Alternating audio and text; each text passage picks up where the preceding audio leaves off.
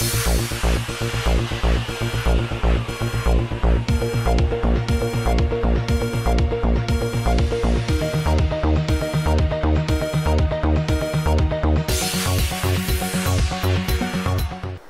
हिंद मजलिस इत्तेहादुल मुस्लिमीन के असम्बली के floor leader और हल्का चंद्रायन गुट्टा के हरदिल अजीज एमएलए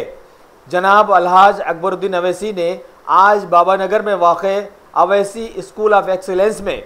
सालार मिल्लत एजुकेशनल ट्रस्ट के ज़ेर इंतज़ाम हालिया मुनक़दा जुज़ वक्ती कई कोर्सेज़ के कामयाब ख़वातीन और लड़कियों में सर्टिफिकेट्स तकसीम किए।